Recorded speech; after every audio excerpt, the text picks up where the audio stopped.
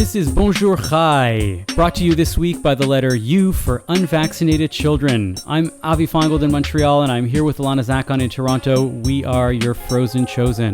On today's podcast, we discuss kids and services with Rabba Rachel Kohl Finegold, and Alana will grill me on what it's like to host an election debate.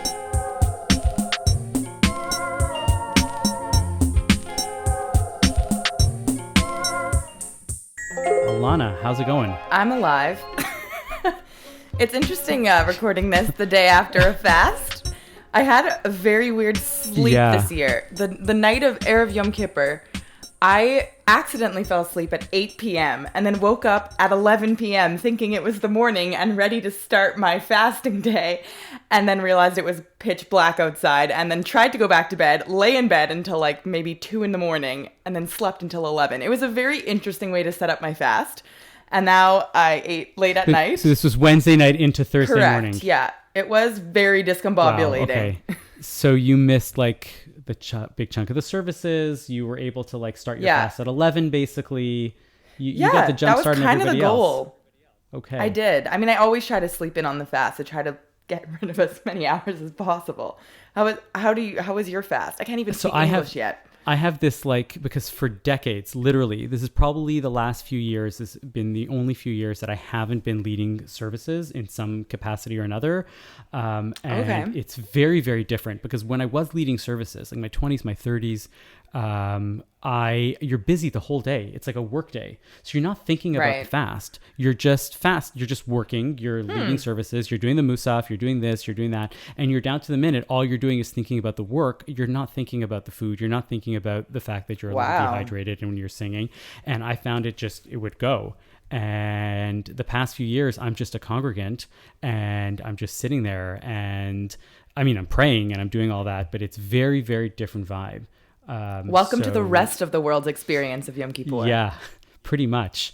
So that's what it's been like fasting as a congregant. But I'm generally an easy faster anyways. It doesn't really come up in my mind. I'm feeding the kids lunch. I didn't feed the kids dinner this year, but like I would have. And I just, whatever it is. Our daughter fasted for the first time this year. So that was a thing. Mazel tov. And yeah. I remember being a kid and like practice fasting before I was bat mitzvah age and seeing how far I could get into the day. Did you do that? And I would always break it on my bubby's a honey cake. It was like this amazing feeling. I'd get up to 1 or 2 p.m. or something. I was a big believer in practice fasting, and I still am, but my wife isn't. And so there was this tension with our kid who's like, well, I don't want to fast because Yuma says I shouldn't fast until I have to. And I'm like, no, it'll give you an opportunity to understand what it's like with like fewer consequences. So she didn't end up practice fasting, but she was fine. And she seems like, she's going to be okay as a faster anyways. So it is what it is. Great. Anyways. So you hosted the CJN debate before Yom Kippur, right? I did. That was an experience, I must say. I hosted a federal election debate. Please tell me more. So it was interesting. The role of a good moderator is not necessarily to get in the way of the candidates and let them speak, but that doesn't mean that you're not prepared. I mean, we had like days of intense preparing and reading the platforms in depth so that we had the facts at our hands and we knew how to craft the right question that was not accusatory but also very focused, pointed, very pointed questions, and so it was a lot of preparation. It was a lot more reading and a lot more diving into the platforms than I ever had before, so I feel like I know so much more than I did before, but the experience itself was kind of interesting. Just being able to ask people these questions that other people want to ask, and being able to call them on stuff if we had to, and So if you could give a very, very quick recap, 1 to 2 sentences of what each party's general feelings were. Could you do that for our listeners? Maybe let's pick a topic. There's so many topics. There were so many topics that we hit on. Yeah. I would say that none of them really strayed far away from their party platform. You can read. They all have platform summaries and in-depth platforms on their websites. The thing that I found interesting was two of the candidates were very seasoned. They were cabinet ministers, and they knew how to speak in full paragraphs and just like explain the platform the way that it's written and just say it. And the third candidate, who actually was somebody that I knew from a long time ago, we hadn't connected in a long time, but I had some, connections with him, and he's the NDP candidate, and he just spoke very plainly. And I found that was interesting and that was very different. And I may have some issues, not a lot, but I may have some issues with the NDP, and it may not mean that I'm maybe an NDP voter, but he was exactly the kind of person that I would want to vote for, to sort of say, like, I'm not your seasoned professional. I know exactly what my party is saying, but I'm just going to talk to you about it, instead of like, I am repeating these things that are being said. Like regurgitating information. So, Dr. Berman, Hal Berman, I think you knocked it out of the park for being able to be plain like that and to be very much like an everyman. But, and Ellen, my co-host, Ellen Bessner, who's the host of the CJN Daily podcast, was the one who called him out on the BDS stuff with the NDP. Yeah, I was going to bring that up because I listened to the highlights on Ellen. I didn't have a chance before the fast to watch the entire hour, though it did. That's the CJN really Daily, not Ellen, the Ellen Show. Yes. Yeah. Just to confirm. Thank you for that clarification. I was going to pull up Ellen DeGeneres. But I thought it was really interesting that he said that they aren't pro BDS. And I was like, oh, because that's one of the things about the NDP that most makes me feel a little bit uncomfortable as someone who is like more of a left-wing person. But then she did call him out on it, so then it kind of left me being like, what's the truth? But this guy clearly works for the NDP, so he can't show up and make things up. What's your take on it? I thought that he had an interesting clarification where he went and said, look, the NDP made a platform pledge about not purchasing settlements, but saying that Israel, we want to honor trade agreements with Israel, and we believe in those, and that there may be individual NDP members that are, pro BDS, but there are individual conservative members or liberal members and Green members. It was the Ben and Jerry's model, the Ben and Jerry's model of Israel, Palestine, of diplomacy. Yes. So I thought that he clarified that well. I thought that, I actually thought that when I called out Michael Chong on climate change and oil and gas and the fact that they are like really in the pocket of, the Western provinces and the oil that's coming out of there, he, first of all, Hal Berman kind of defended him. And I thought that was interesting, or I wasn't sure where that was going. I think he wasn't trying to defend him, but he was not really into the model that I was presenting or whatever it was, the pushback that I had. But the fact is that the Conservative Party very much believes in this idea that it's your fault if the country, if the world is going to hell in a handbasket for climate, because you're the ones buying oil and gas. Right. I don't know if you heard that. That was No, I didn't make it to that part. Yeah, so by the end of check out the end of the debate, it was kind of interesting. That was the only moment that I had where I was doing pushback. But I found that it was really it made me realize, and there were a couple of articles that I'd read in the days since that really pointed out to me that these types of debates are kind of at the end of their lifespan, because because we were very civil and it was very nice and interesting, but at the end of the day, nothing really happened. Very little really happened that couldn't have been read by just reading the party platforms. And one-on-one interviews where people will call out individual candidates are going to be the future. That these debates where three people have an hour to discuss 8 topics and moderated by 1 or 2 people, it's not a very feasible. It had its moment historically, and now that moment is pretty much done. And I wonder if it's I think I'm okay with it. Yeah, maybe it's, I don't know, about focusing on one particular issue that you want to get more information about. I think that there is some value, because it becomes really impersonal when you're just looking at a campaign on a website as opposed to actually seeing a real person talk. What personally interested me about going to look back at the footage was to see who were the faces speaking, because I don't have cable TV. I'm not necessarily watching I don't know, any other live debates. And you can go to cdc.ca and catch all of these clips, right? Well, I'm honestly, I grew up being completely politically uninvolved, and it's really only in my adulthood that I've started to learn more. I think I've brought that up in the past. So I am learning new things all the time. Yeah, I mean, look, it's related to this thing. There was a push a couple years ago to eliminate manels. Have you heard about this push? You know what a manel is? Do you know what a manel? Enlighten me. A manel is a panel. A manel is a panel, like an academic panel of at a all conference men. That's of all men. Yeah. Oh. And so there was this push to say fair. that I won't, as a man, I won't speak on a manel, right? If I see that the other panelists are all men, I won't speak. And there was a pledge, like a lot of academics, a lot of scholars at conferences were being asked to sign this, and it made sense until one woman actually said, don't just eliminate manels, eliminate panels, because panel sessions with like 5 people, right, speaking about a topic, you never really get anything like heard, right? It's basically just everybody gets to spew their few minutes of thing, and they're jockeying for space and like, interest. And at the end of the day, panels are just not good things to be part of. And it's better to speak to 1, maybe 2 people at most, right, with a moderator. And those types of conversations are much more valuable. And I think that the political approach to that will be possibly, I would like to see that as the future of political discussions and dialogues. Yeah, I don't know.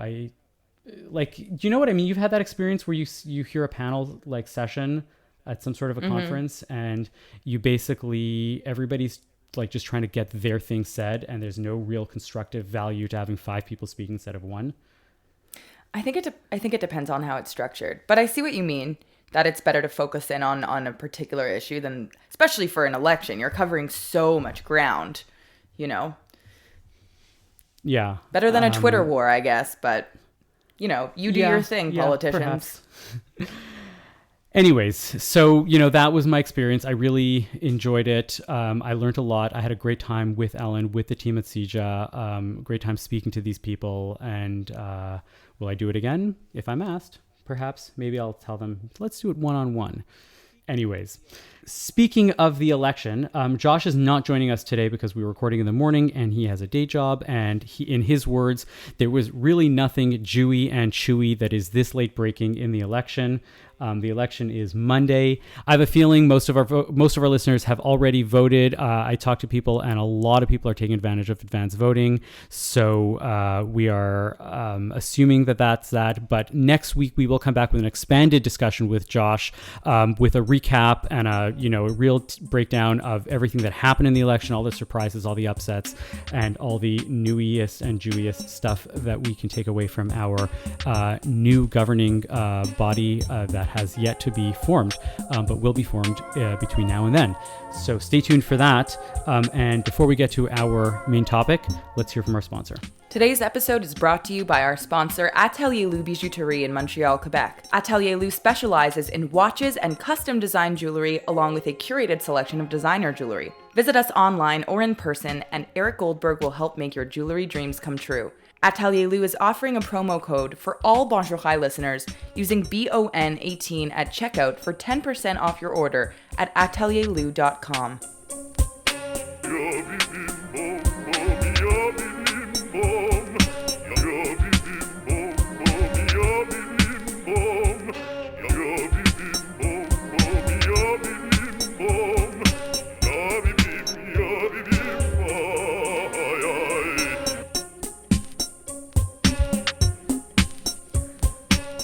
Now that most congregations are returning to some semblance of services, one of the big open questions that remain is how are children returning to synagogue after 18 months away or more? There doesn't seem to be a consensus amongst the various congregations across our country, and here to unpack some of the issues with us is Rabba Rachel Kohl Finegold. Rabba Rachel is a member of the clergy team at Congregation Shaar Hashomayim and the president of the Montreal Board of Rabbis. Rachel, welcome to the program. Thank you. It's great to be here with the Frozen Chosen. Hi, Rachel. I've waited a long time. Hi, Alana. Do the people know that we are married to each other? I mean, if the last name didn't give it away. Just a total. I mean, I was trying to professionalize it. This is not nepotism. You're here because you deserve to be here as the president of the Board of Rabbis. I have to say that these many months listening to the podcast, there are so many times that you guys are speaking, especially you, Avi, and I just want to answer back. Oh, I have something to say. And I guess it's just the pattern of us, generally discussing and arguing and debating about many things in life. But now I finally get to be here and do it. I'm picturing you with like a notebook of like every single thing you want to say, and you came prepared today, and you're like, okay, episode 1, this is what I have to say about this. Right? Yes. Oh, I have so much to say, but we're going to stick to the topic. Okay, let's do that. And thank you so much for having me. I spend so much time thinking about this issue, and I just want to start by framing it a little bit. You know, now that adults are generally fully vaccinated, the fact that kids are unvaccinated presents sort of a deeper question. But the reality is that we do hope and pray that that vaccines will be available to children under 12 within the next few months, maybe by the end of 2021. They're saying certainly by the beginning of 2022. So this is not a long-term issue. That being said, it has been a long-term issue. And if it will be a good 2 years from the last time a child has been in synagogue, 2 years is a really long time in a kid's life. Yeah. So, and I actually wanted to begin by sharing a personal anecdote, something that happened with one of our children. I don't even know if I told you about this, Avi. Oh, I don't know. But it was a few months ago. It was already, maybe it was this past spring. So it had been about a year since our kids have been to synagogue. Our synagogue has a policy of no one who is unvaccinated is able to come. And even before vaccinations were available, we had a policy of no children in the synagogue, because basically kids in synagogue should be able to be kids. Kids should be able to run around, and we were concerned about children being vectors and spreading the virus. So this was in the spring of 2021, and I remember it was in the evening, and I had left something in my office, and I was going to go back to grab it, and our youngest daughter, who is 8, I guess, so she was 7.5 at the time. I was with her, and I said, "Oh, I've got to run back to my office." I said, "Do you want to come?" And she said, yes, because our synagogue is like our children's home away from home. They hadn't been there in so long. And so she came with me to my office. I grabbed what I needed. And then before leaving the building, of course, by the way, the building was empty. There was nothing going on in the building. And generally, like I said, children hadn't been in the building. But it was an empty building. And I said, "Do you want to take the long way out?" Like, we have a massive synagogue building. And she was very excited to just walk through these halls, these empty halls that had been so familiar to her. Now, she was, at the time, I guess she was in grade 2, and we passed by in one of the lobbies where she and her sisters and her friends used to hang out quite a lot every Shabbat. We passed a big piece of art on the wall that happened to have Hebrew writing on it. It had a verse from the Torah, and she stopped and she looked at it and she said, "I can read that." Oh, wow. And I realized that it had been so long since she had been in the synagogue building that before, like when she was there last, she wasn't a reader, and now she was a reader because her Hebrew, I guess, in grade 1 was still kind of sketchy. Shaky? Yeah. Yeah, that's okay. And now she was a grade 2 student in a Jewish day school. And what I realized is that kids change so fast, and the world looks so different to Very them. true. And if we're not able to have them in synagogue, what does that mean for their upbringing, for these formative years? 2 years is a quarter of her life. Right. It's crazy. That And if you're half of the life that she remembers. Don't underestimate children. Right, exactly. I remember so much of my childhood. It's not even funny. It's actually just bringing me back. Of course. I was now picturing my childhood synagogue in Montreal, and that feeling. And I think I probably would have done the same thing too, of like walking around the halls. I don't know about your kids, but I didn't spend a lot of time actually in the actual synagogue part of the show. Yeah. But being me too, in growing up in New York, we hang out. But like being in the building to me was like a formative part of my childhood, of like going downstairs and just, wandering the halls and playing with other like Jewish kids. And I don't know, it felt like part of my Shabbat experience or my Yom Tov experience of like playing with other kids in a Jewish environment, whether I realized that's what it was or not at the time. So walk us through some of this. You know very well the synagogues in Montreal, and I'm sure you know what synagogues are doing elsewhere, and you probably have some idea of what's going on in synagogues in America and the rest of the world. What is the spectrum of kids' participation currently? Let's say the past 4 to 6 months. or 2 to 3 months, the high holidays, whatever it is, across Montreal, Canada, and the rest of the world? So I think the way I'll frame it is that we have two competing values that are in tension. Synagogues are taking very seriously the concern for health and safety in the midst of a pandemic, and at the same time, the value of continuity, right? The value of children's presence. So every synagogue, regardless of what the decision they've come to has been, every synagogue feels the gravitas of the moment. In my capacity at Shaar Hashomayim, my portfolio is to work with all of our youth and young family programs. And we've had to be really creative in the ways that we engage with children and families. Toward the beginning of pandemic, everything was over Zoom. In more recent months, we've done everything outdoors. So if children are going to be present, then it's only been outside. Over the high holidays, we had a family service that I led that was out in our courtyard with, we had 150 people there yesterday, maybe more, children and adults and children of all ages. I know other synagogues have allowed children to enter only into a balcony and accompanied by an adult.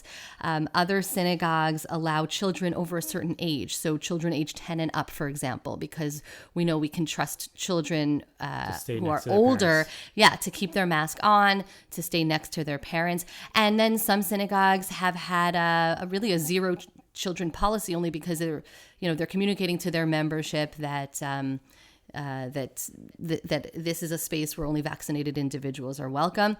At our synagogue, we've now allowed, if children want to enter, especially for bar and bat mitzvahs, for celebrations, they just have to present a negative COVID test. So nothing is perfect. But there are, to be fair, there are also synagogues that anything goes, that all kids are allowed anywhere, anytime. So I think all synagogues have thought deeply about it. And some, I know we were in the U.S. visiting my brother and his family in the U.S., and they had kids present, but it was an outdoor service in a tent. And there were many children present. Right. I can't speak to parts of the community where they aren't concerned about safety or regulations at all. The genesis for this topic, the idea where this came from, was a few days ago, there was a story that came out of Kingston, Ontario, where the Queen's University Chabad was called out because the rabbi was not vaccinated and was hosting very large services. And one of the points that came out was, and his children aren't vaccinated and they're running around also all the time, and that whether the children were part of this story or not, and even though it was mainly college students, the idea that that the kids are around in some way in services forms like this extra layer of risk that other synagogues that are doing everything else might have. And that is not only true of, let's say, the Queen's University Chabad, but there are other synagogues where kids are running around and totally fine. And we can all agree maybe that that's probably not a good idea. But what you're talking about in terms of like the balance, right, how do we deal with public health versus the spiritual health of the future of our community, right, is at the core of where this is. I think, look, no one's done a comprehensive survey of how are synagogues dealing with this question of children in the synagogue. It will be interesting. Someday someone will write a dissertation about this, and then we'll have some hard data. There are no articles about this. We were trying to research this. There was so little spoken about this over the past, 6 months or a year. Yeah, I think that's tragic. I mean, we need to be thinking about it. We need to be thinking, in general, I think it's a challenge to address the question of how are kids feeling welcomed at synagogue? How are families with children not being shushed? But at the same time, how do we educate parents to model synagogue appropriate behavior? That actually it is okay to say to your child, we don't run around here. If you need a break, let's step out for 5-10 minutes and then we'll come back in. Just in normal times, I always... I try to educate our parents in terms of how to educate their children. I think when you mention something like a Chabad, that's tricky because most Chabad houses operate from a family model. The Chabad family are the spiritual leaders as a whole, as a unit of that community. So it would be, I think you'd be hard pressed to say that any student coming to that Chabad wouldn't assume that the children would be present. And I think some of this is about just getting the information to the people who are attending so that they know what they're walking into and they can make an informed decision. And I think that's something that every synagogue is doing that I've spoken to throughout Montreal. I speak to a lot of the rabbis in Montreal. Everyone is communicating this really clearly. Here's what you can expect when you walk in to this building. If you're not comfortable with that, that's fine. Yeah. We respect that. And I know of one synagogue who said we're allowing children only on bar and bat mitzvah weeks. And so any of the regular congregants who aren't comfortable with that will choose to go to another synagogue that week, and that's okay. Mm-hmm. Well, you have kids together. So have you spoken to your children? Indeed, we have the same children. We went halvesies on some babies. That's what I like to say. Anyhow, so have you actually... We're not going to get into an argument on air. I mean, you do you, but have you spoken to your kids? This is fun, actually. Yes. Have we spoken? Anna, you were saying something. I'm getting so distracted by this, but it's okay. Have you actually had a conversation with your kids about how they've been feeling about not being able to be present in Shul? Because, I don't know, it makes me wonder that this always comes back. I feel like it's so cyclical on the show because we talk about topics that kind of cross over each other. But we talked about COVID a while ago, and I was saying, there have been periods in Jewish history where we certainly weren't able to go to do normal things, and we managed to survive, and the traditions are still here. So I don't know if 2 years away from Shul is going to make or break people's Jewish identity, but I'm curious, have your kids spoken up about this at all, or have you asked them? They miss Shul. I think you can answer the personal. I'm going to go historical a bit just to answer to that. I think that the unique piece about what we're going through now is that we're in a place historically where so much communal life and so much of kids' social Jewish education comes from Shul, if you're a Shul-going family, right, to supplement what's going on in schools and stuff like that. Whereas, 1,000 years ago during the Crusades, when things were very, very different, right, the kids may have felt like things were very different now, but Jewish life was primarily at home anyways. And so that may have changed things around differently. And I think that what we're anxious about, right, in terms of communal life and children right now, is that so much of kids' Jewish development happens in and around synagogue life, in and around Shul life, and as a result of that, missing it for 2 years is a huge gap. I also think that it depends on the kind of family and the kind of observance we're talking about. I wouldn't say that it's only for the regular Shul goers like our kids, but yesterday I saw some families who had not been in synagogue for 2 years. Almost 2 years, because they are Rosh Hashanah, Yom Kippur families. They're high holiday families. Yeah. And I mean, just looking at these kids, they're a head taller. So much time has passed. And this has to be still a core part of their identity. And yet their parents are facing an impossible situation. And I think, the other thing I was very mindful of yesterday, with this crowd of young families, is the way that parents have suffered. We know that having kids on Zoom school has compromised their parents' lives, social lives and work lives, but also not being able to bring your kids into the synagogue means their parents can't go in the synagogue. I guess they could at this point. They could switch off. Parents do that a lot anyway. Like, I'll go and you watch the kids, and then you go. Well, you go to Shul because it's your job. Right. And I end up staying home because it's not my job. And be at Shul. But we hit our own balance, and yet I was very conscious of including adult content in what we did yesterday with the families, because these families, by and large, were not necessarily going to tag team. They were coming as a family. They were staying outside. They're also mindful of the risk that they might present as parents of unvaccinated children, and they may want to respect the vaccinated space, so to speak, and not enter even for themselves. So it was really, it's sad. It saddens me. And when you think about what everyone has missed for these couple of years, and I think, it's important to think ahead by a few months and to ask ourselves as Jewish leaders, how will we welcome them back? Mm-hmm. How will we ensure that parents and kids, when those vaccinations come through for the under 12 set, how can we ensure that there's something exciting and accessible and educational in terms of helping them through this transition back home? Because we want them to feel, as they have always felt, that their synagogue is another home for themselves and for their children. And you're right, Alana, I think kids are resilient. they'll learn quickly and they'll relearn quickly. But it's been a huge loss. And, I think about the different phases of a child's growth. And if you go from age 6 to 8, it's one thing. But if you go from age 10 to 12, those are formative years. Who says that a 12 or a 13-year-old is going to want to come back in? Right. We saw that with Jewish camping when they missed a summer. It was really hard for an adolescent to say, yeah, I'm going to go back there, but I don't know if those friends are going back and are we friends anymore? Like all of the messy parts of adolescence will rear its head also with regard to synagogue. And we have to be able to cater to each age and stage appropriately as we open our doors, God willing, soon. Are you going to... It sounds like you're gearing up for like a special Shabbat the week that kids are allowed back in. So like, I don't think it's going to be a 1 week, because even when vaccinations become available, there will be kind of a rolling like vaccinating and then waiting 2 weeks post full vaccine. But yes, we've discussed this many times amongst the clergy. But you should have like every month. Yes. This is the 11-year-old Shabbat, and the 10-year-old Shabbat. And yeah, we've discussed like what will children's programming look like. Yeah.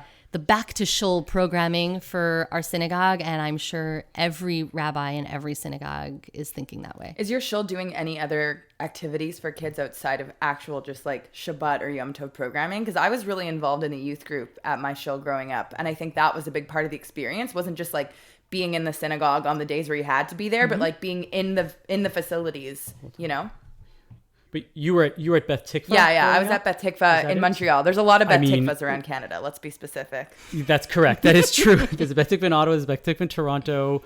Is there one in Vancouver? No. Not that. There's a Beth something. It's like the Springfield. Anyways, but Beth Tikva, to be fair, was legendary for their youth programming. It was pretty great. Right? Really? When you were... Yeah, and they always historically had really, really high bar for youth programming. I can't help but... Go ahead. Go ahead. Yeah.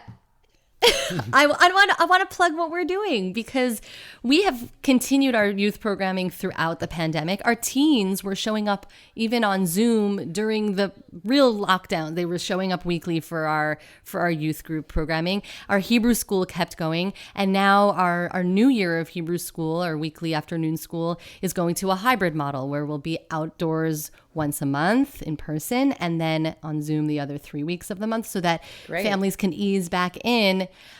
So we really never stopped, but there is going to be a big shift when we can finally breathe easy and bring our kids back. And we want to be ready to welcome them. Yeah. No, I'm really having a lot of flashbacks in this conversation to my childhood. I feel like being part of the youth. We love it, Alana. Lay down on the couch and tell us about it. I think youth group was like a way bigger part of my formative years than I realized, because I did some of my first professional style theater shows at Beth Tikva Youth Group. Because Beth Tikva was very famous for their theater performances. Yeah, but they actually... Most other shows did not have that. They brought in nothing wrong. No, I'm not like belittling it. I'm just saying that was so great about that. The Shaar plays. The Shaar plays in the 50s and 60s, that it was such a big deal. But what you're saying is true, that these are formative years. Yeah, these formative are formative years. And yet our health and safety is a Jewish value as well. Agreed. So that's why I started by saying these are competing values. They're competing Jewish values at play, and we're all stuck between them and just doing our best. Can you tell us something about what the epidemiologists are going? Because it seems like the tension here is that the synagogues want kids in shul, and the families want kids in shul, and many people. One of the things I was noticing, as a sidebar, is that you would expect in a shul with so much decorum, right, like as the Shaar in Montreal, and so much focus, and that people have a hard time with yelling and screaming in shul, that you would have somebody make some comment about how wonderful it is finally that there's no yelling and screaming of little kids in shul. But that never happened. I have people that say we can't wait. Older people who are otherwise very focused on the decorum say, I really want to hear those kids' voices back in shul again. So on the one hand, you have this, but on the other hand, there are these epidemiologists that are basically saying there is no risk that is valuable. And last week's, we were discussing this last week in my my little mini rant there about people who, say that no risk is good enough, right? Any sort of risk shouldn't be mitigated, right? By the fact I remember the community, that rant. I had what to say back. So how do we balance? What are the epidemiologists saying, and how do we balance that as communal professionals? I will say, my colleague Adam Shire always says that if you go to a synagogue, any synagogue has to pass the stroller test. Oh. Are there strollers parked out front? And that's how you know this is a strong community. It's really hard because none of us have passed the stroller test in the last couple of years. There was, to speak to the epidemiologist question, I am in touch regularly with medical professionals who advise us on the Board of Rabbis and through the synagogue. And I wouldn't set this up as it's like the synagogues versus the doctors. It's very much not that. The synagogues all are asking doctors for advice and guidance. And there was one synagogue, I didn't mention this, one synagogue that I know of that set up rapid tests right outside the synagogue on the high holidays to allow unvaccinated children to test and to enter. But they're disregarding the epidemiologists who go and say that rapid tests are worse than no tests. So you know what I've shared with you, that after hearing about that, a lot of doctors have said. After hearing about that, I went and did a little bit more research, and I did inquire, and not everybody would say it that strongly as you're saying it, or as one particular physician had said it. But there is a consensus that a PCR test is far more preferable than a rapid antigen test. I'm not here to talk about the science or the medicine behind that. And every synagogue is doing their very best. But we are looking to the medical professionals for guidance. And then we also have to kind of live with the reality that we're not in the space that we were a year ago when we had bar mitzvahs with only 10 people in the room. Or it wasn't even last year, Yom Kippur, we shut down, if I recall, here in Quebec. Yep. And we're at a point where we're allowed, in Quebec at least, up to 250 people in a house of worship. And so we recognize, for a bar or bat mitzvah, we want to allow people to bring their unvaccinated guests if we can do that safely. And the question is, what does do that safely look like? And that's where every community is trying their best to answer that question. What are the long-term, effects that you're going to see? Meaning, let's say in 2 years from now, we no longer have a pandemic, and specifically with regards to thinking about the future of kids and kids in services and shuls in general. What have you learned that will change the way that we do kids programming in 5 years from now? I think we'll bounce back. As we've said, I think families will come back and they're aching for it. And especially at a time when we've all been so isolated, they want that sense of connection and community and a sense of spirituality. What I do think, and I say this to many of our bar and bat mitzvah families, is that kids or families who have been through this time, especially in their formative milestone year, this will be a story they will tell forever. This will be, that year, that pandemic year, that was my bat mitzvah year, that was my bar mitzvah year, that was my child. And here's how we managed it. And I think, Judaism is a storytelling tradition. And it will be really amazing and interesting to see how we tell this story. How can we craft this narrative and infuse it with meaning and purpose and even the divine? Can we infuse it with Judaism as we tell this story in the generations to come? And I think we will. And those stories have yet to be written. You think there's a holiday where we're going to have a ritual mask wearing? Oh, God, I hope not. And then we're going to decorate it with like pomegranates and shofars, yes, or something. Glittery kids mask. Avi loves Judaica. Don't get him started. Anyway. He has definite opinions on Judaica and art of all kinds. Amazing. I'm gonna come back, invited or not. This is fun. No, it's great. Okay.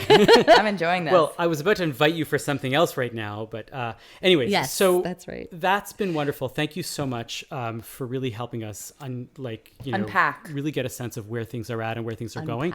What it sounds like, and it seems really fascinating based on what you just said, is that there are many families that may have taken for granted the idea of coming to services because they've been doing it with their kids every week and not having it for 2 years. Not so much that the kids are home all day on Saturdays or whatever it is, but they're no longer taking it for granted. They really recognize the value that synagogue has provided to their family life. And I'd add one more thing, which is that many families have taken more ownership of their holidays or their Shabbats, because they weren't allowed to be in the synagogue.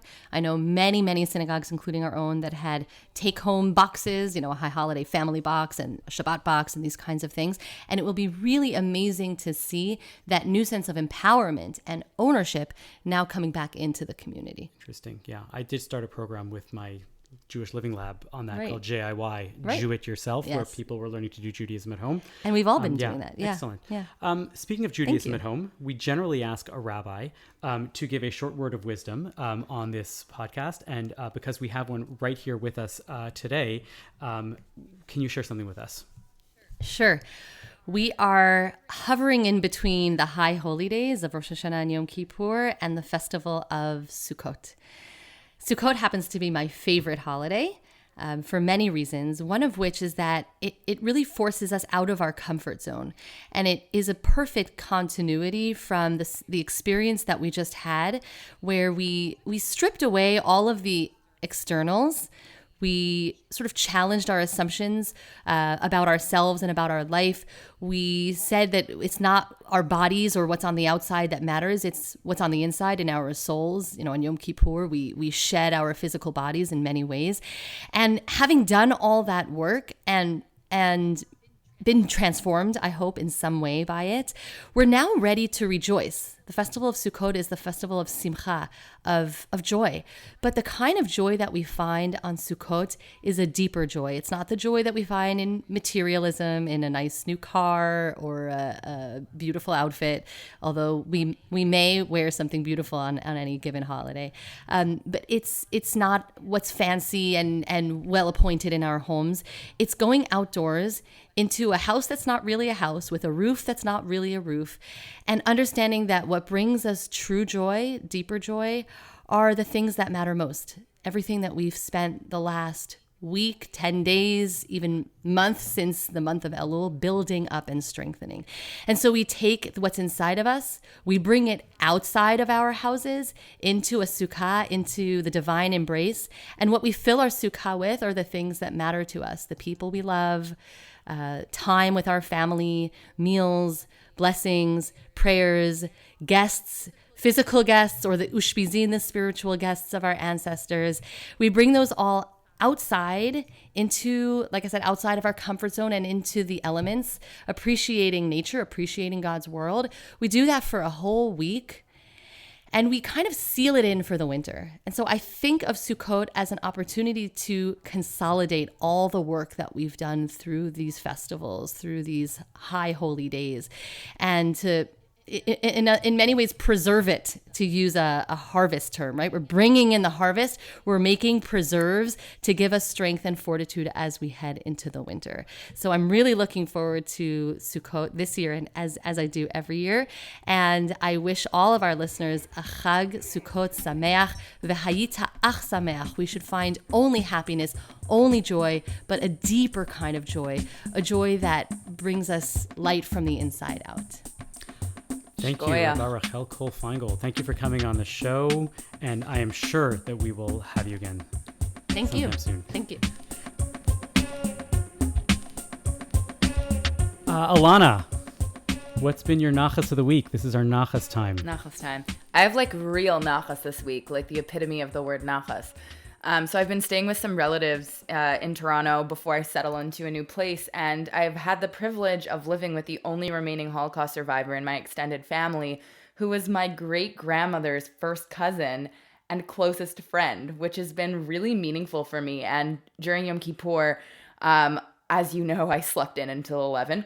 So I actually got to spend quite a bit of time with him during the afternoon before I headed back to Shul, and it was really touching. And he's been telling me a lot of stories about his childhood before the war, during the war, coming to Canada. And, there's so few survivors left. And I feel honestly really touched and privileged to be able to have this many conversations over the course of the last few weeks. That sounds really beautiful and touching. It is. My nachas is also family related, but a little more joyous. Not that that's joyous. That's joyous. A little more sukkah related, I guess. This is the earliest that I've ever put up my sukkah. I've managed to get it up already on Wednesday, it was mostly up except for the schach, and that's about an hour. It's ready for decorating. It's also the biggest that I've ever managed to get it up this year because I have a modular model design that I designed myself with PVC pipe. It's nothing complicated. Go ahead. You were going to ask. It's one of those ones with the... No, I was going to ask what kind of sukkah. Is it the material kind, like the wood? What do you use for schach? Like, tell us. So I don't use... Paint a picture. I found the kits to be kind of soulless. They're kind of like, oh, here's a bunch of pre-cut, things with little Velcro tabs and snap lock metal things and stuff like that. It was not for me. I DIY'd it. I use PVC pipe because it's always available and it's always around. And it's very durable and it's waterproof. And I made a frame about 5 years ago and it's expandable as a result of that. You can always go find more pipe and just add more sections to the walls. And so this year it's about 18 by 10. So that's in feet. I know it's Canada. It's about 6 meters by 3 or something like that, 3 and a bit. And so I use PVC pipe for the frame. I use heavy duty tarps that are 9 feet by 12 so that they wrap up and down perfectly for the walls. And for the schach, I do use those mats because they are the most convenient and easiest to use. Even though the bamboo mats, they're no longer just tubes of bamboo. I've seen people do it.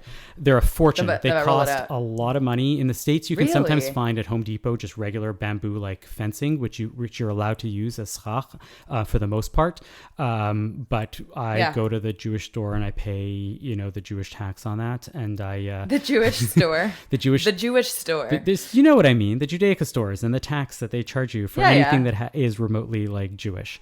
And I unroll those onto the roof, and then that's it. Are you going to be in Montreal at all over the course of Sukkot? No, you should come over. Nope. No, I'm going to be in Toronto next year. If you are in Montreal and you want to experience the Finegold Sukkah experience, message me privately on the various socials, and you are welcome to the Bonjour Chai Sukkah. Right, let's get the Bonjour Chai people together for a Bonjour Chai Sukkah experience, together or separate. If you just happen to be around for a night and want to come for a drink in my sukkah, I welcome you to it. So message me. I'm around, and let's get some Bonjour Chai energy going in that sukkah. That's my sukkah experience, and that's my nachas, getting it up early so the kids can decorate it. Sounds great. Thank you for listening to Bonjour Chai for Friday, September 17th. We're a day late, but we understandably couldn't record on Yom Kippur. Our producer is Michael Freeman. Technical production by Andre Goulet. Our music is by So Called. We are a project of the Jewish Living Lab and are distributed by the CJN Podcast Network. You can listen to all our past episodes on our new page at the cjn.ca/bonjour, and you can subscribe to the podcast and automatically receive all episodes on Apple, Spotify, or wherever you get your podcasts. Please do leave us a comment and a rating on the platform of your choice. I'm Avi Finegold. And I'm Ilana Zakon.